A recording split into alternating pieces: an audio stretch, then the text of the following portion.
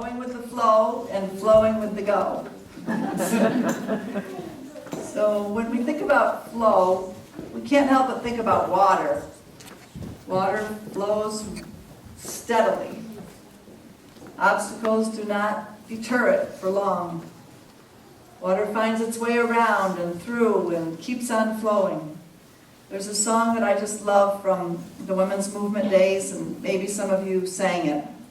I couldn't find the music to it, so I couldn't have David sing it with us today, but maybe some of you know it, and I'm just going to say the words. Shall we be like drops of water flowing to the sea, splashing, breaking, dissolving in air, softer than the rock by far, but be aware that as time goes by, the rock will wear away. Isn't that beautiful? How many of you have heard that before? No? Would have been a new song. Shall we be like drops of water? Well, in the Chinese medicine elements, the 5 elements theory, the creation all around us, everything in it is made up of just the 5 elements of water, fire, earth, wood, and metal. So the study of these elements, though, is a very elaborate system, and each element has many correlates with the material world and a connection to the evolution of our spiritual lives, too. The 5 elements theory is, of course, related to modern systems theory, showing how all things are related in a circular flow of energy. So it's not just about the water flowing, but everything within the system is flowing. In our system, in our bodies, right? The systems all around us, and we're all interbeing and flowing in a connected way. So my topic is today about this flow, this flowing that is really the way things move. In Chinese medicine, water is called the element of the soul. So it's the way our souls move in the flow, and it connects us with the source. And it says it connects us with our ancestors.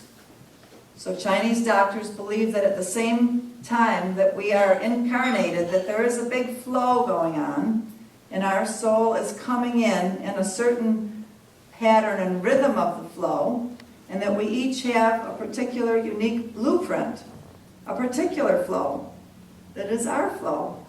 It's cool, huh? So realizing that we are all uniquely qualified, therefore, to create our own version here on earth of this flow of the heavenly spheres right here on earth. We know that we have to stay connected to the powerful source energy by living out our passions and our bliss, our joy, our love, and that this is what will bring the flow of spirit on earth. So that's the topic for today. In Unity, we say that we are omni-faith. We draw from many different faith traditions from around the world, and today we'll be drawing from the Tao Te Ching. Lao Tzu tells us in verse 38, the highest virtue is to act without a sense of self. The highest kindness is to give without a condition. The highest justice is to see without a preference. Okay, so I'll just repeat it. To act without a sense of self, to give without a condition, and to see without a preference. The second verse of it is, when Tao is lost, then one must learn the rules of virtue. When virtue is lost, then one must learn the rules of kindness. When kindness is lost, one must learn the rules of justice. And when justice is lost, we must learn the rules of conduct. So you see the breakdown of a society from knowing the rules of virtue that the Tao has. So may we be a society in which the law of the Tao is in our hearts. And I've asked Karen to come and read a section from a wonderful book by Richard Rohr, who's one of my favorite writers. How many of you know about him? He's a Catholic priest in New Mexico. And he's written a book about what You some see it? people are calling the second half of life, which maybe a few of us are in. Or some are calling it the third act of life. And the whole book is about living well in this latter part of life. And so here's the chapter out of this book called Falling Upward, and this little chapter is called Falling Upward.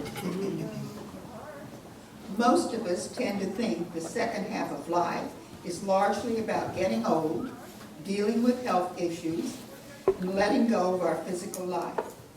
But the whole thesis of this book is exactly the opposite.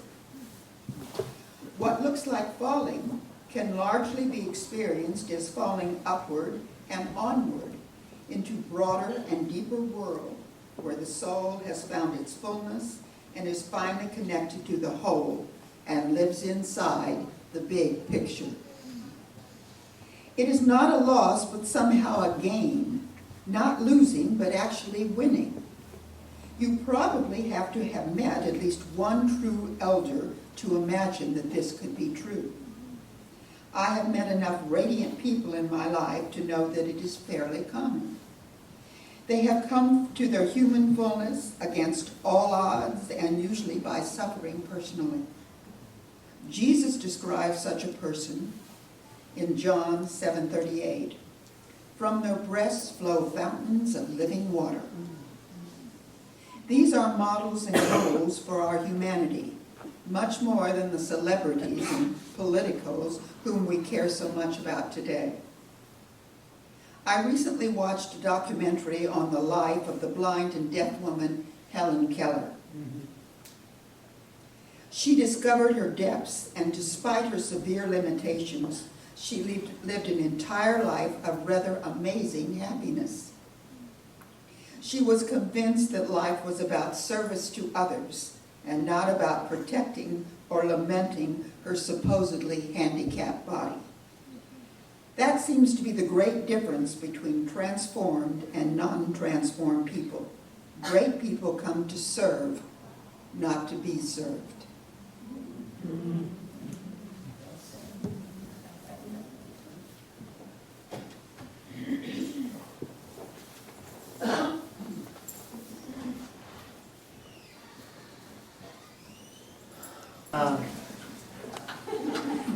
I wrote this song after Norma told me what the topic was that the guest speaker a couple of weeks ago was doing, the How Do We Pray, the woman that wrote that book. So this is what came to me.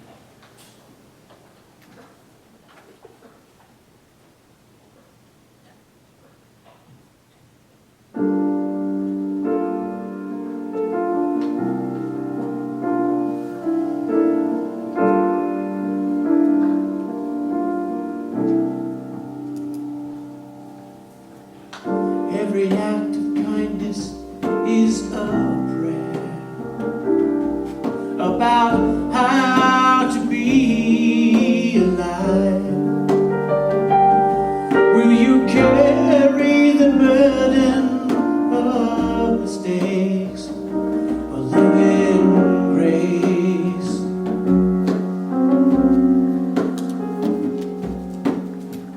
Meet me where the two of us are one. That's the place where we are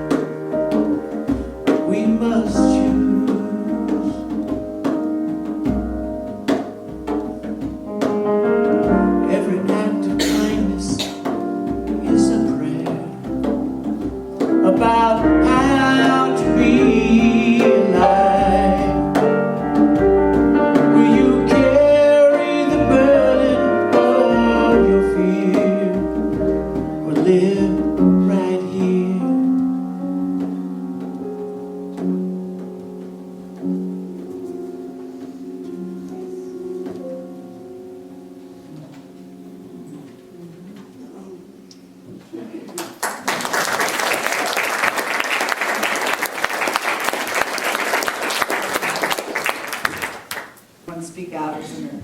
We don't always take the time to do this, but in the moments that we do, we get to hear one another's hearts, desires, and things that are on our hearts. I'd Suzanne? like to praise Mary Lou.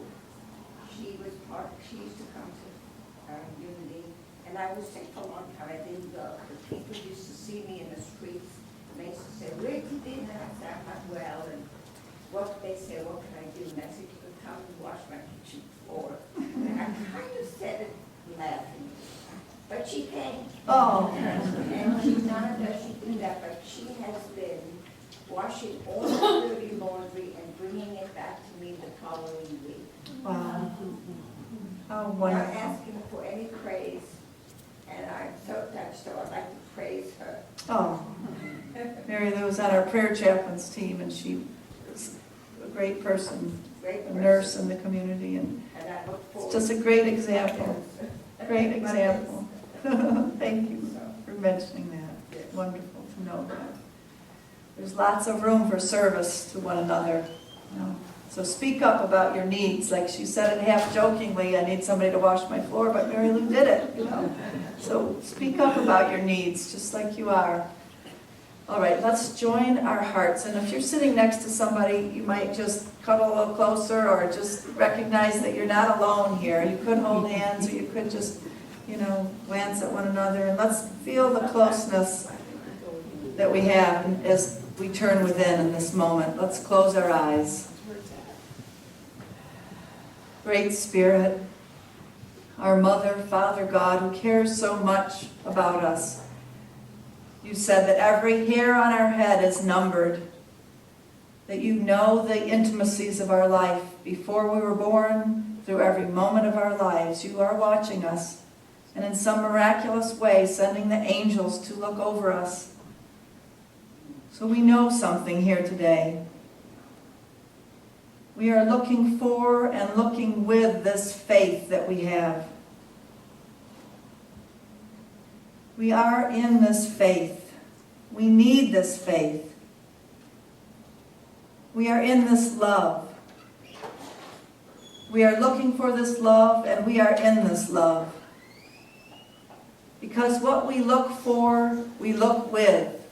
This love, this faith, it is us. We are this healing. We are this prosperity. We are this clarity. The call is in the eye of the one perceiving. In this moment right now, we have the courage to change the things that we can. We have the serenity to accept the things we can't change. And we have a transcendent wisdom that teaches us to know the difference. This transcendent wisdom already is us. In this moment right now, we surrender. We let go. We let go of those thoughts that block us. We let the waters of Spirit flow through our minds so that we can get unstuck and stop seeing the glass half empty, but see the glass half full. Right now we see the beauty. We see the fullness of what is, and we allow ourselves to be present. We've come together here to be present to who we are, God-inhabited beings. I and my Mother, Father, God are one. We will go out of here today reminded that we are mighty manifestors. And when we are present in the moment, when we are aware in the present moment, only moment, we see that we are held in God, that we are in God and God is in us, and we are in this flow of life. The flow of life is happening in and through us in every moment. I am flowing in the God River, the good river. Yes, there may be rocks and blocks, but I am in the watery flow that knows how to go. Go around and through and keep on going all the way to the ocean of oneness, flowing home, home. In any particular moment, we are on a journey of flowing home together. Home to knowing who you really are. Home to seeing each other for who we really are. home to perceiving God's love all around us and in us, supporting us, gracing us. Yes, we are in the flow of ease and grace. It's just what we choose to put our attention on. Turn your eyes upon God. Look full in his or her wonderful face, and the things of earth will grow strangely dim in the light of her glory and grace. The long, slow, deep breath of gratitude. We're thankful for this time to be reminded and pray together. And so it is. Amen.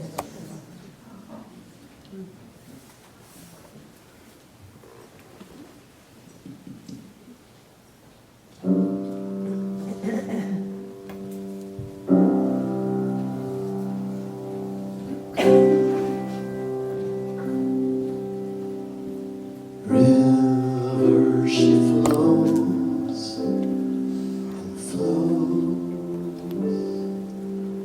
and flows down through the valley, going in grace.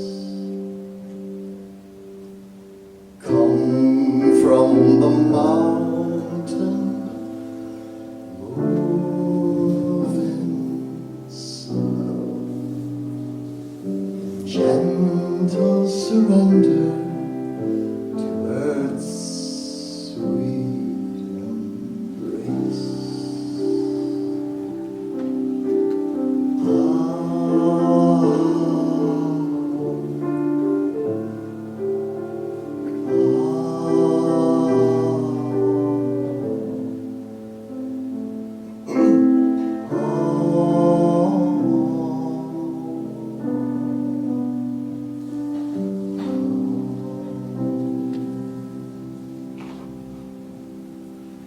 All day long, all night long, moving on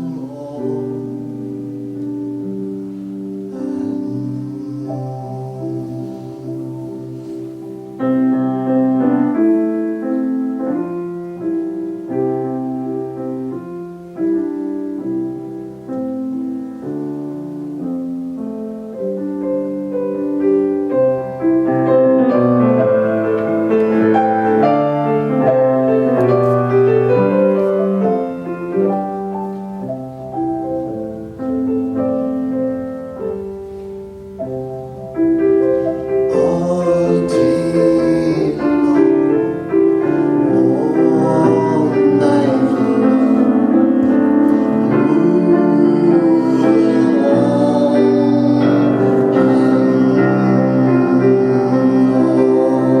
River she laughs and plays and sings, dancing through canyons onto the sea. Freely the gift of life she brings. River she flows and she goes in peace. All day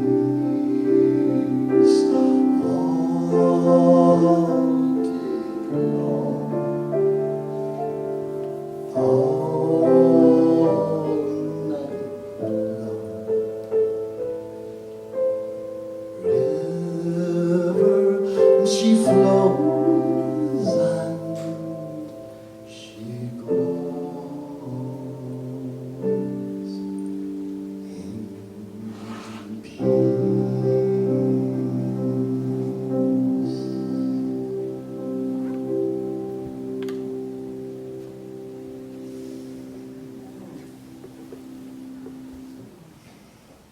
Oh, it's so beautiful.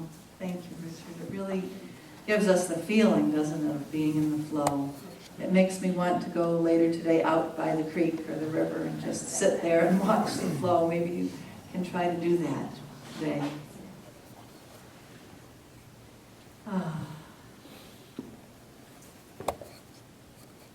Reverend Rick at Renaissance Unity said this. I love this quote that I found this week. He said, "Think of spiritual mastery as keeping your heart open to see, hear, and feel the divine presence flowing in your life." Think of spiritual mastery as keeping your heart open to see, hear, and feel the divine presence flowing in your life. Think of it as tuning in and becoming someone who regularly and intentionally feels and hears God's guidance. You can relate to that, can't you? I'm sitting in a room of spiritual masters, I know. The Tao Te Ching says, nature does not hurry, yet everything is accomplished. You could really feel that in Richard's song, that sense of the slowness of the flowing of the river. Nature does not hurry, and yet everything is accomplished. Lao Tzu. Have you read the Tao Te Ching very much? It's a wonderful thing even just to look it up online and read it. He lived in 6th century BC, and he's the father of this spiritual tradition, Taoism, and he wrote just one book, the Tao Te Ching. He wasn't going to write anything, but he was leaving the kingdom of the emperor and going out to be in nature, never to return to society. And his followers begged him, please, just let us record something of your teachings. And so they had him speak out, and they wrote down everything he said, and it is the Tao Te Ching that's passed on. Thank you, those disciples. Ooh, thank you for getting him to speak it out so that we could have it today. So the Tao, or the Way, is considered the creator and sustainer of all things in the universe. And the practice by which we get to become one with the Tao is called the practice of Wu Wei. You've heard me talk about Wu Wei before, and it's not the Wu Wu Wei. I'm quite familiar with that. It's not the Wu Wu Wei. I want to talk to you about what it really is. It is, though, the effortless effort way. It's sometimes translated as not doing or non-action. A better way to think of it might be the paradoxical way of saying the action of non-action. So Wu Wei refers to cultivating this mindset, this state of being in which our actions are quite effortlessly in alignment with the ebb and flow of the elemental cycles of the natural world. It's a kind of going with the flow that's characterized by the great ease and awakeness in which, without even trying, we're able to respond perfectly to whatever situations arise in the moment. To get to that level of spiritual mastery, it takes a lot of what one might call blue-collar inner work. Just good old blue-collar inner work. When I heard that term, I started thinking about my blue-collar spiritual work throughout my life, and maybe you can reflect back on some of yours as I reflect for a minute here on mine. Blue-collar spiritual work in my childhood was that I was allowed to play a lot and be in my fantasies. So how is that hard work or blue-collar work? It isn't, but that's what kids should be allowed to do. They shouldn't have to do the hard work yet. But then at the same time, my parents taught me about the discipline of doing work around the house and of mowing the lawns, and our school teachers were quite strict. I had a teacher from Australia who was very strict, sometimes overly strict, and then she would apologize for it. And so it was a good balance there, you know, play and discipline. And then in the 60s, I was in junior high, high school, some remainder of elementary school, and I remember in terms of this effortless effort that I was trained by many good teachers as to how to study. And I remember having to go home and effort in myself to allow it to be with ease and grace. And my mother would talk to me about that. You can let the studying be easier. So there was that training of attention to details and yet also encouragement to allow there to be an ease in my responsibilities. And in the 70s, after I graduated from college, I went into public service. I worked in nursing homes and in child protective services and battered women's movement. And In all of this, I felt very happy. And I felt fulfilled in this flow of being able to give myself in service. And I remember in my 20s thinking to myself about this whole idea of being in the present moment and realizing that a lot of my time and my mind was spent in the past or in the future. Especially as a young person, I think you go into the future a lot. Maybe as we get older, we go into the past a lot. And I remember really trying to understand, how can I just be in the present moment? And that led me into yoga. I knew it had to be through the body that I would probably get there. So it was a whole practice of getting in touch with my body and listening to my body.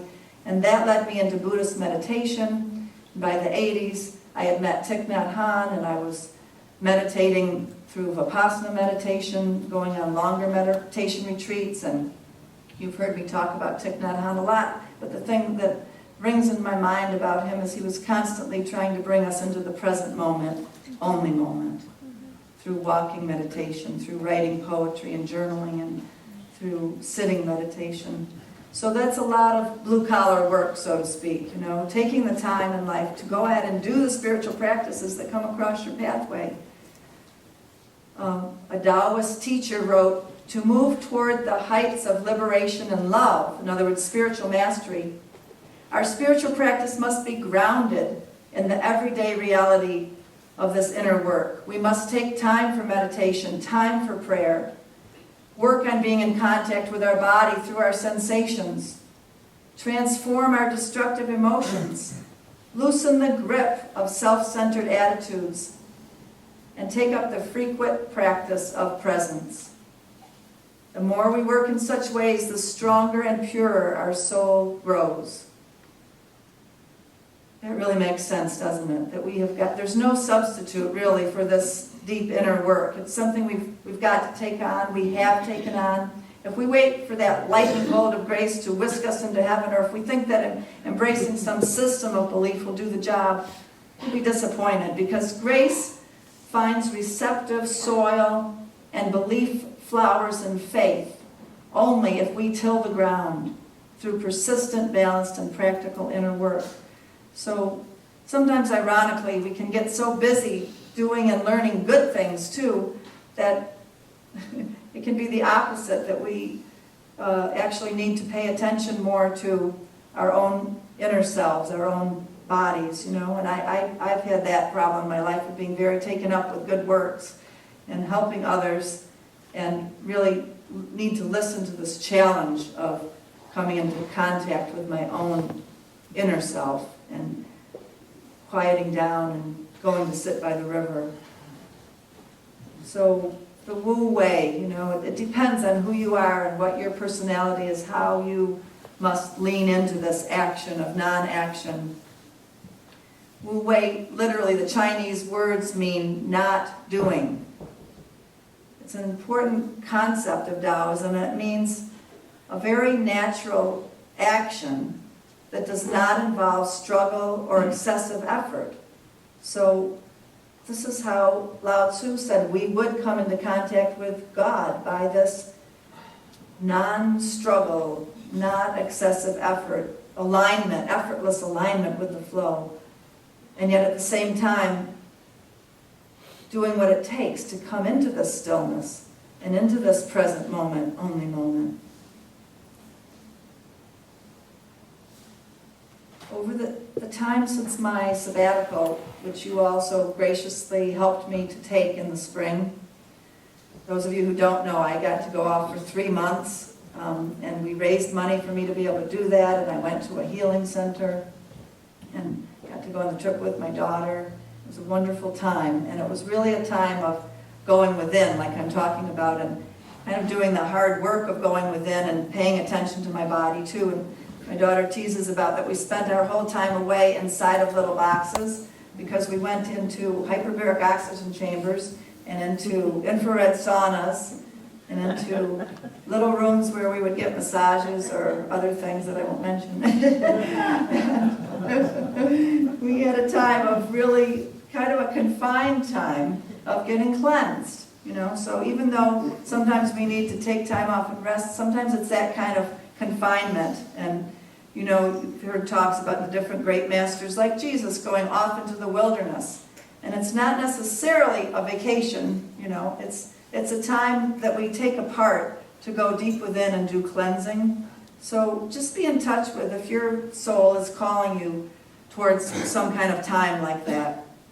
Because I want to testify to the fact that when we take the time to do that, our energy does get restored and renewed. And I love it that people have been saying to me lately, "Did you get a facelift?" "You look very energized. You look better than you did before." Yay, I like hearing that. Well, I do feel like I'm in a time of a great flow of ease and grace. Some of you were here that night a few weeks ago when you saw me put up on the screen this vision that I've had for over 35 years of all of these different parts that Spirit told me a long time ago needed to come together for my blueprint of my life, my destiny map to come into fulfillment. And years ago when I would show it to people, they would say, "That's too much. How can that all ever happen?" And so I would just keep it quiet, didn't share it as much. But then in recent times, I've been sharing it more, and lo and behold, now very rapidly and with tremendous ease and grace, all of the parts of this map are coming into full bloom. It's a harvest time.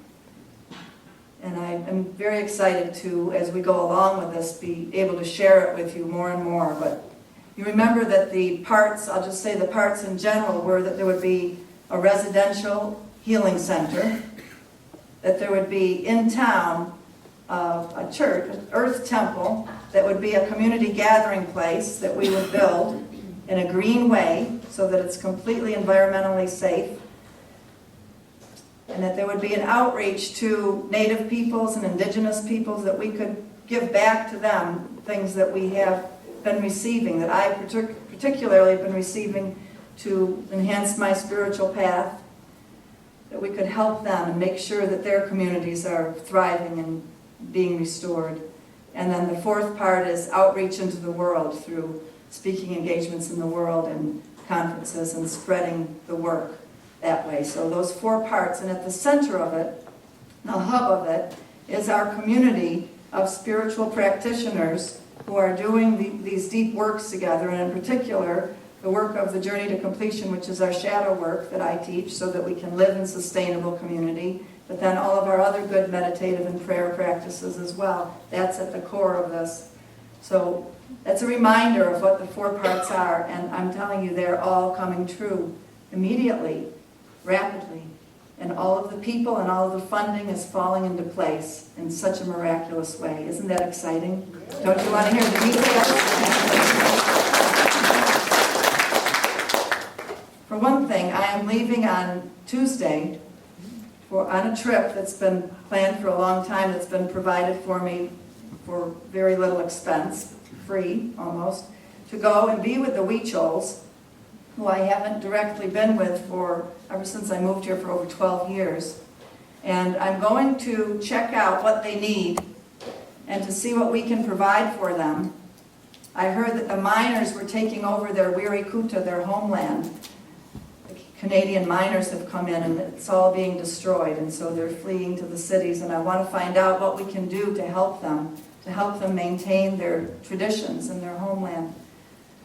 And then also to find out what they might offer us in terms of ceremonies and things that they would like to teach us. So I see in the near future taking groups of us down there to be with them, to receive their teachings and to bring our resources to them. So we're going down there, my daughter and I, to film and to interview people who knew my teacher Guadalupe, find out what they remember about her, and to set up this kind of an exchange program. So I will be back and tell you more about that. And then another way that the flow is happening is that I've been going around talking to people in the community about this need for an earth temple and saying to them, do you feel the need? Is it just me, or do you feel the need? And everybody I talk to, in terms of the community leaders of the dance community, of the Peace Village community, of all of these different groups of people that they call the cultural creatives, who are what others call unchurched, all these people out there that are doing spiritual practices in a culturally creative way, don't have a center. They don't have one building to meet in. We come here to the Havra, many people come here and come to other places, but all the different buildings in town represent a single tradition. And so everyone I've been talking to says there's a great need in our town for a community center, a community gathering place, where we'll come together and be there on Sunday and do our thing, and that others will come and do the dance things there, the dance sacred church type things that the dance community does, and the people that are working on the anti-GMO campaign can have their offices there, etc. That this will be a gathering place where there'll be a tea house, a restaurant, or some sort of thing like that where people can hang out. And so a steering committee is coming together made up of some of you, and I'm opening this up to tell you this so that you can be drawn to be on the steering committee if you'd like to be. It's going to be a building committee. A lot is going to be going on to bring this forth. And we're going to be doing it in an ancient African way called the Mukala, which means really it's about being in the flow of creativity, because it's about everybody bringing your songs, your visions, your artwork, your cooking, whatever you need to bring of your creativity forth into the process to figure out what we want together. So it's going to be a fascinating process to engage in together to bring forth this co-creation. So the other thing that's happening simultaneously is the Residential Healing Center. And that's all coming about. I was able to put a down payment on it this week from money that got raised. It's a dream come true for me. I led a center like this in New Mexico before I moved here, and it's very exciting to get the opportunity again to have a place where I can bring people to be in containment for the deeper deconstruction that has to take place sometimes, so that they can go through a true transformation. It'll be a place where people can stay in residence for 30 days at a time, or 60 or 90 days, and I'll be able to employ many people in the community to carry this out. So aren't you excited about that? Yes. So amazing. So these two big parts of the wheel of the flow are coming into being now. I didn't plan for them all to happen at once, but Spirit did. Spirit knows the timing, the divine right plan. And so I want David to come up now and sing the song that he's written called The Divine Right Action, that comes in the divine timing. And then I'm going to go on and talk just a little bit more. So this song just punctuates. I didn't actually write it. It's really a chant. But other than that, you got it. It's actually for you. Is it really on? Seriously? Can you hear me? Yes. So just sit in your seats and groove. Sing if you feel it, and don't if you don't.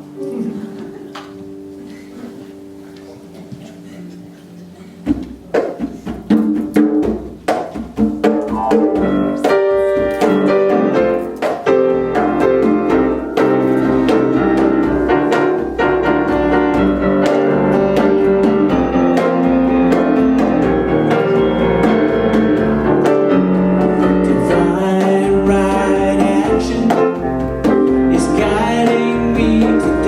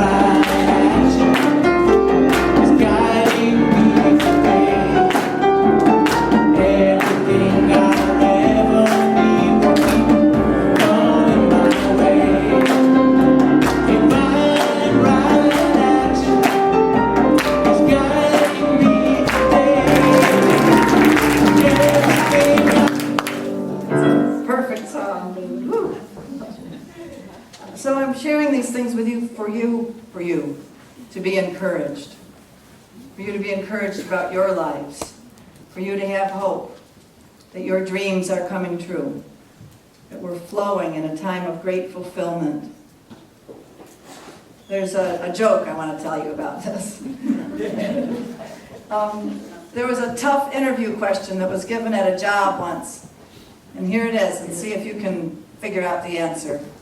So you're driving down the street, and you have a car that's a two-seater. And you come to a bus stop, and there are 3 people there. One is an old military buddy who literally saved your life. And the second one is an older woman who's hurt and desperately needs to get to the hospital immediately. And the third is a person who you are sure is the love of your life. And you only have 1 seat in the car. Which person are you going to pick up? It's a hard question, isn't it? Okay. My military buddy, I give him my car to take the lady to the hospital when I stay.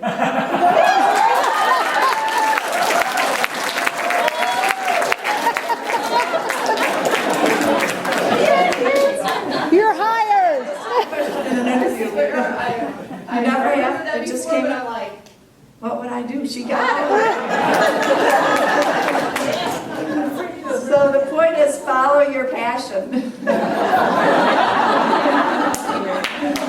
the rest will fall into place. Wow. Get a bigger car. There really is a way to have it all in life. There really is a way to have it all. But it's sort of like that story of the monkey that reaches his hand into the jar, and there's a banana in there, and he can't pull it out because he can't get it out. But, you know, he wouldn't let go.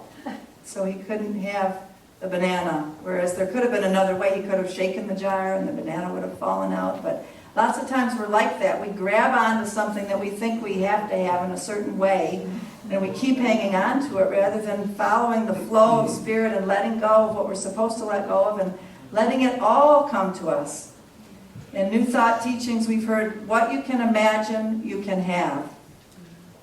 What you can imagine, you can have. And my life certainly is a testimony to that right now, because I've been imagining these things for many years and not having a rational idea of how they could all come about. But I'm standing in the witness of miracles. Miracles bringing it about, one after another. What I imagined is coming into being. So despite all of the imperfections of our human minds, today we are more open and more receptive to new ideas as humans, I think, than ever before. The internet itself gives us access to almost any kind of knowledge right at our fingertips. So there's a great demand for knowledge and a great supply. But yet demand does not create the supply, it reveals it. You hear what I'm saying? Demand does not create the supply, it reveals it. The demand for better conditions of our minds, of our bodies, and of living conditions has not moved God to create a new supply of peace and power and plenty. It has simply opened the doors of our hearts and our minds so that we as humans may see the things that we've been seeking, that God has in mind for us all along. The tremendous God-implanted potentialities that are in us, we are starting to see and to demonstrate the God being within our own nature. We may have heard the affirmation, day by day, in every way, I'm getting better and better. That sounds very positive, doesn't it? It is. And yet, there's a passage in the Hebrew Scriptures when the prophet Joel cried out to the children of Israel who were exhausted with toil and that they'd been overwhelmed by warfare and deprivation for so long. And the prophet Joel said to them, let the weak say, I am strong. This is a present moment affirmation.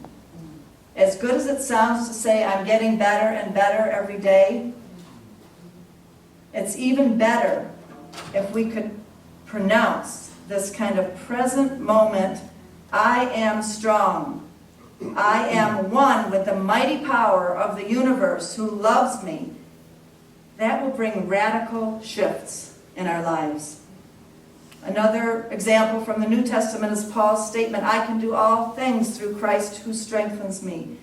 Do you say that to yourself? I can do all things through the inner Christ who strengthens me. This too is more positive and more New Thought scientific than just saying day by day I'm getting better and better, because it reveals the source from within, which is our support. So Paul also said, of myself I can do nothing. And this is also a necessary part of it, because it's like as if we were a car without gas in it when we're just by ourselves. You know, the car with the gas in it is like us with the Spirit of God flowing within us. Then we can get where we need to go. It's a way of saying, not my will, but thine be done. It takes on new meaning when we think of it this way, that our own will, yes, it's a good thing to have our own will, but it only gets us just so far. The divine will is like the gas inside of our engines that will get us all the way, that will get us where we need to go. And also, the divine within us knows where we need to go. It's also like an inner map, like the GPS system, you know.